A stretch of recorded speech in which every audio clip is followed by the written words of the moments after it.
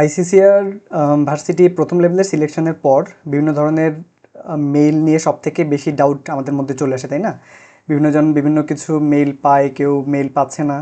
তো আপনাদের মধ্যে ডাউট চলে আসে যে আমি কেন মেইল পাচ্ছি না, ভার্সিটি অ্যাকসেপ্ট করেছে দেখেছি, তো ভার্সিটি কীভাবে অ্যাকসেপ্ট করছে না করছে এটা নিয়ে আমার চ্যানেলে একটা ভিডিও আছে, এটা চাইলে দেখে নিতে পারেন, আমি ভিডিও ডিসক্রিপশন বক্সে লিঙ্ক দিয়ে দিব। তারপর ভার্সিটি মেইল হাই কমিশন মেইলের মধ্যে পার্থক্য আমরা অনেকে বুঝি না, হাই কমিশন থেকে পরীক্ষার মেইল পাবো কি না এই ধরনের ডাউটগুলো চলে আসে। বিভিন্নজন বিভিন্ন কারণ হচ্ছে বিভিন্নজন বিভিন্ন কথা বলে, আর আরেক ধরনের যারা এজেন্সি বা এই ধরনের যারা আছে তাদের কাজেই হচ্ছে আপনাদেরকে ডিমোটিভেট করে দেয়া, বা অ্যাপ্লিকেন্টদের মধ্যেও এটা একটা কম্পিটেন্সি কাজ করে যে আরেকজনকে আমি যদি ডিমোটিভেটেড করে দিতে পারি তাহলে আমার চান্সটা বেড়ে গেল। তো এটা আসলে একটা ইল কম্পিটিশন, তো এটা কাম্য নয়। তারপরেও এই ধরনের কিছু ব্যক্তি আপনি দেখবেন যার কারণে আপনার মধ্যে অনেক সময় হতাশা চলে আসতে পারে। তো সেই হতাশাগুলো ক্লিয়ার করার জন্য আজকের এই ভিডিওটা নিয়ে সামনে আসা। এবং এখানে আরেকটা হচ্ছে হাই কমিশনের থেকে মেইল পাওয়ার সম্ভাবনা কতদিন পর্যন্ত পাওয়া যায়, তো এটা সম্পর্কে আমি একটা ধারণা দিব। তো এই ভিডিওটা থেকে আপনারা এখন যারা দেখছেন তারাও এবং পরবর্তী বছরগুলোতেও এই ভিডিওটা আসলে একটা গাইডলাইন হয়ে থাকবে। এবং আরেকটা সবথেকে গুরুত্বপূর্ণ যেটা আমি এই ভিডিওতে আলোচনা করতে যাই, যেটা আপনি সব জায়গায় জানবেন না, সব জায়গায় পাবেন না, কারণ আমার এটা সম্পর্কে ধারণা সব থেকে আমি বলবো অনেক বেশি ধারণা আছে আর কি এটা নিয়ে, যে 15 মে তো শেষ, এখন কি আর টিডি গ্যাপ পাওয়ার সম্ভাবনা আছে কি না। আমি গত বছরের অনেকের অভিজ্ঞতা থেকে এটা আপনাদের সাথে শেয়ার করতে পারি। তো এই বিষয়গুলো নিয়ে বিভিন্ন জনের বিভিন্ন কথায় বিভ্রান্ত না হয়ে আমি কি বলছি বা এক্সপার্টরা কি বলছে সেগুলো আপনারা শুনতে পারেন, আমাকে একজন এক্সপার্ট হিসেবে আপনি ধরে নিতে পারেন।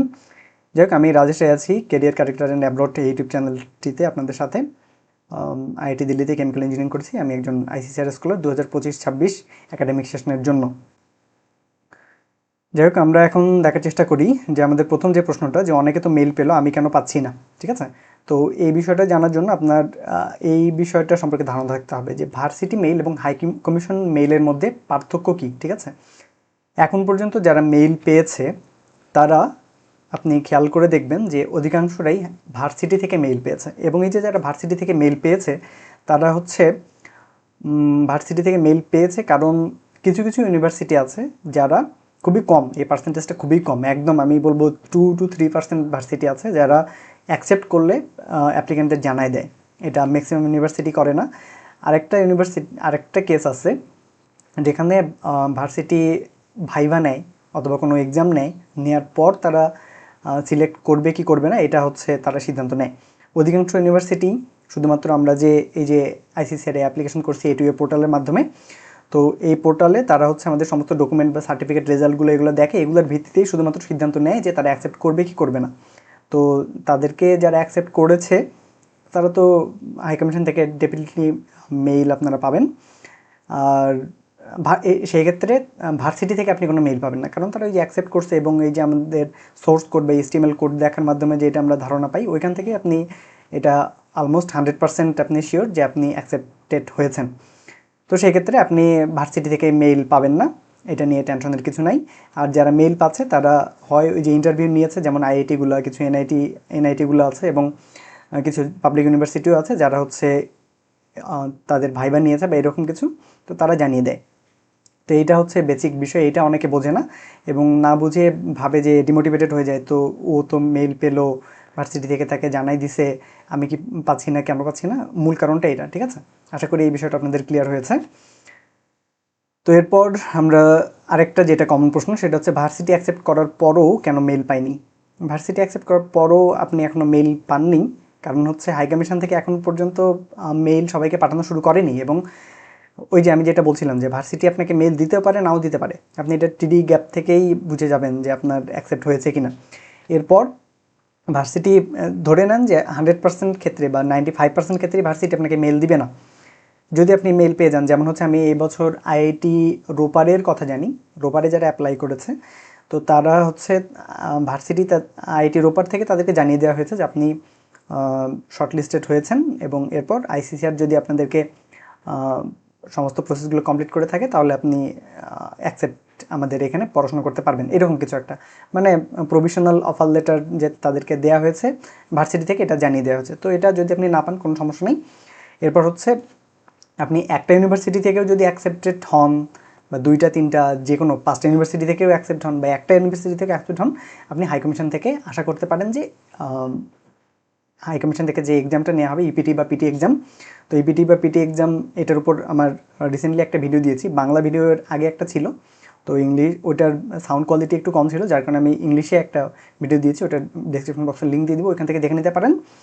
তো এই ক্ষেত্রে আপনি ভার্সিটি থেকে হাই কমিশন থেকে যে আমাদের মেইল দেওয়া হবে সেটা এখনও পর্যন্ত খুব সম্ভবত শুরু করেনি, এটা ফার্স্ট লেভেল সিলেকশনের পর কিছুদিন পর থেকে হাই কমিশন থেকে মেইল দেওয়া শুরু করে, এবং এটা একবারেই সবাইকে দিয়ে দিবে এমন নয়। আপনি যখন দেখবেন যে কেউ মেইল পাচ্ছে, আপনি পাচ্ছেন না, এখানে অলরেডি জানেন যে প্রায় হচ্ছে কত 130টার মতো বেশি ভার্সিটি, যেখানে কত কত ডিপার্টমেন্ট, কত কত আন্ডার গ্র্যাজুয়েট, গ্র্যাজুয়েট, মানে পোস্ট গ্র্যাজুয়েট, পিএইচডি পর্যায়ে অ্যাপ্লাই করেছে। তো এগুলোকে সমস্ত কিছু একটা পোর্টালের মাধ্যমে এবং হাই কমিশনের মাধ্যমে হচ্ছে, তো এটা একটু টাইম কনজিউমিং বিষয়। তো হাই কমিশন এখান থেকে সময় নেয়, ধাপে ধাপে এনারা হচ্ছে মেইল দেওয়া শুরু করে। তো আপনি যদি প্রথমের দিকে মেইল না পান তাহলেও কোনো অসুবিধা নাই। গত বছর আমাদের ক্ষেত্রে যেটা হয়েছিল, জুনের 19-20 তারিখ পর্যন্ত হচ্ছে মেইল পাচ্ছিল, বা আপনি সেক্ষেত্রে জুনের 20 তারিখ, বা এখানে যদিও বা হচ্ছে 10 তারিখ জুন পর্যন্ত বলা আছে, তারপরে আপনি জুনের 20 পর্যন্ত অপেক্ষা করতে পারেন, ঠিক আছে? তো এটা নিয়ে হতাশ হওয়ার কিছু নাই, এ পাচ্ছে এ পাচ্ছে না, কোনো টেনশন নেই, আপনি ধৈর্য ধরে লেগে থাকেন, আশা করি আপনি ভালো কিছু অপেক্ষা করছে আপনার জন্য। এরপর যেটা বলতে পারি যে হাই কমিশন থেকে পরীক্ষার মেল কি পাবো? অবশ্যই, আপনি যদি একটা বা দুইটা যে কোনো ইউনিভার্সিটি থেকে অ্যাকসেপ্টেড হলে আপনি হাই কমিশন থেকে পরীক্ষার মেল পাবেন। এবং এরপর আমি এর সবথেকে গুরুত্বপূর্ণ দুইটা বিষয় নিয়ে আলোচনা করতে যাচ্ছি, যারা আমি টপ কিছু বিষয় ভিডিও শেষে সাধারণত আলোচনা করি, কারণ আমি মনে করি যে প্যাশন্স এবং ডেডিকেশন কোনো কিছুর জন্য এটা গুরুত্বপূর্ণ। আপনি হয়তোবা প্লে স্পিড বাড়িয়ে দিয়ে ভিডিওটা দেখতে পারেন, কিন্তু ভিডিও শেষ না করে যাওয়া, এখানে অনেক কিছু মিস করে যাওয়ার সম্ভাবনা আছে। যাই হোক, এখানে সবথেকে গুরুত্বপূর্ণ যেটা, যে কবে পর্যন্ত হাই কমিশন মেইল পাওয়ার সম্ভাবনা আছে, না সবথেকে গুরুত্বপূর্ণ না, সবথেকে গুরুত্বপূর্ণ টপিকটা আমি একদম লাস্টে আলোচনা করেছি। এখানে আপনি ডেডলাইনগুলো দেখতে পারেন যে 15 মে হচ্ছে ফার্স্ট লেভেল অফ সিলেকশন। এখানে কি করা হবে, এই পর্যন্ত এটুয়ে পোর্টাল ইউনিভার্সিটিগুলোর জন্য ওপেন থাকবে। তো এরা হচ্ছে স্ক্রুটিনাইজ করে প্রভিশনাল অফার লেটার হাই কমিশনকে বা ইন্ডিয়ান মিশনকে জানাবে। এরপর হচ্ছে 31 মে পর্যন্ত কী করবে, ইন্ডিয়ান মিশন সিলেকশন প্রসেস চালু করবে, মানে যাদেরকে ইউনিভার্সিটিগুলো অ্যাকসেপ্ট করছে তাদেরকে এরা হচ্ছে শর্ট দেখবে যে কাদেরকে কাদেরকে অ্যাকসেপ্ট করছে, এবং এদেরকে মেল দেওয়া শুরু করবে পরীক্ষার জন্য।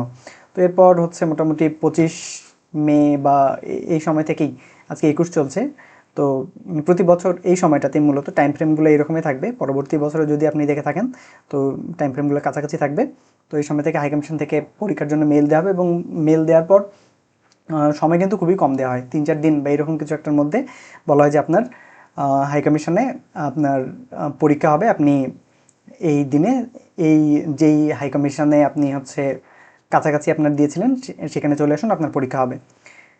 তো এইটা হচ্ছে একটা ধাপ, এবং এখানে বলা হচ্ছে যে জুনের 10 তারিখ পর্যন্ত, ঠিক আছে, জুনের 10 তারিখ পর্যন্ত হাই কমিশনগুলো কী করবে, সেকেন্ড রাউন্ড সিলেকশন চালু করবে।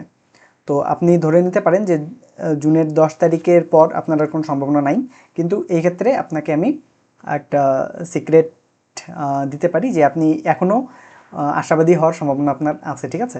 আপনি যদি এখন পর্যন্ত কোনো ইউনিভার্সিটি থেকে সিলেক্টেড না হন তাহলেও আপনি আশা রাখতে পারেন, তবে এই ক্ষেত্রে আপনাকে একটু অ্যাডভান্সড হতে হবে। আপনি যদি এটার জন্য ডেডিকেটেড হন যে আইসিসিআর স্কলারশিপটা আমার চাই, আমার হলে খুব ভালো হয়, তাহলে আপনি এক্ষেত্রে ইপিটি প্রিপারেশন নিতে পারেন, যদি এখন পর্যন্ত কোনো ইউনিভার্সিটি অ্যাকসেপ্ট নাও করে থাকে। কেন, আমি এটা এখনই বলছি একটু পরে, ঠিক আছে? তো যাই হোক, আমি যেমনটা বলছিলাম যে আইসিসিআরের যে পিটি এক্সাম বা পিটি এক্সাম যেটাই আপনি বলেন না কেন, তো এটার উপর একটা ভিডিও আমি আজকেই আপলোড করেছি, এবং এই ভিডিওটা সম্পূর্ণ হচ্ছে ইংলিশে বলা আছে, কারণ আমার আগে যে বাংলা একটা ভিডিও ছিল আইসিসিআর এক্সামের উপরেই, তো সেটার অডিও কোয়ালিটি অতটা ভালো ছিল না, তো আমি যার কারণে এটার অডিও কোয়ালিটি ভালো করেছি। তো এখানে সমস্ত কিছু বিষয়গুলো নিয়ে আমি আলোচনা করেছি, তো এখান থেকে আপনি দেখে নিতে পারেন, এটার লিঙ্ক আমি ডেসক্রিপশন বক্সে দিয়ে দিব। এবং সর্বশেষ সবথেকে গুরুত্বপূর্ণ যেটা নিয়ে আমি আলোচনা করতে চাচ্ছিলাম, যে 15 মে বা প্রথম সিলেকশনের পরও আর কি টিডি গ্যাপ আসার সম্ভাবনা আছে কি না।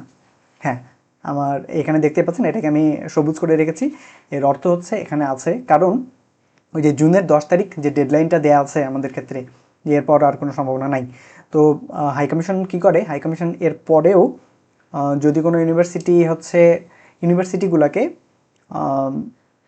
মেইল পাঠায় বা ওদের হচ্ছে রিকোয়েস্ট পাঠায় যে আপনারা এখন পর্যন্ত যারা যেসব ভার্সিটি সিলেক্ট করেননি তারা আপনাদের সিলেকশন বা হচ্ছে ওই যে অ্যাপ্রুভাল আমাদেরকে জানান, আমরা ফাইনাল পর্যায়ে কাজটা করব, ঠিক আছে। যদিও বা 15 মে হচ্ছে ফার্স্ট ধাপ ছিল, কিন্তু এরপরেও হাই কমিশন থেকে তাদেরকে রিকোয়েস্ট পাঠানো হয়, কারণ ইউনিভার্সিটিগুলো ওই যে অনেক এদের হচ্ছে নিজেদের ভর্তি প্রসেসিং থাকে, সেলফ ফান্ডিং থাকে। তো সেলফ ফান্ডিংয়ে যারা ভর্তি হয় তাদের নিয়ে এরা কাজ করে, তাদের প্রতি হচ্ছে ইন্টারন্যাশনাল স্টুডেন্ট যারা থাকে সেখান থেকে তাদের বেনিফিট একটু বেশি হয়। তো সেক্ষেত্রে আইসিসিআরে একটু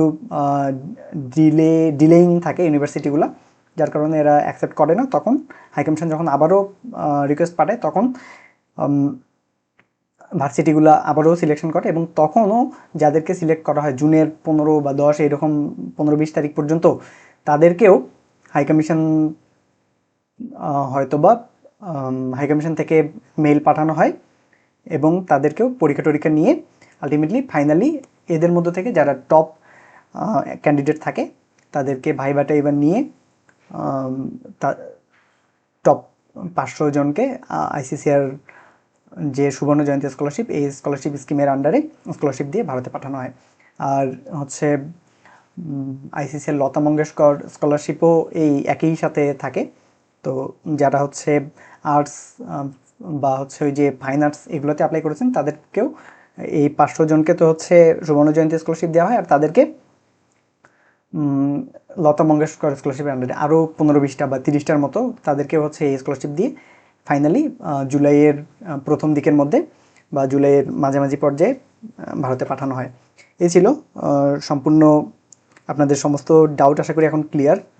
হাইকমিশনের বিভিন্ন মেইল নিয়ে, এই মেইল সেই মেইল, বিভিন্ন জনের কথা শুনে বিভ্রান্ত হওয়ার কিছু নাই। আর এটা যদি মনে করেন যে গুরুত্বপূর্ণ ছিল তাহলে চ্যানেলে সাবস্ক্রাইব করবেন। চ্যানেলের নামটা আমি বারবারই দিয়েছি কারণ একটু কঠিন আছে নামটা, তো আপনি দেখে নিতে পারেন। আর ভিডিওটি লাইক করবেন এবং যাদেরকে মনে করেন গুরুত্বপূর্ণ তাদের সাথে শেয়ার করে দেবেন। ওকে, অল দ্য বেস্ট।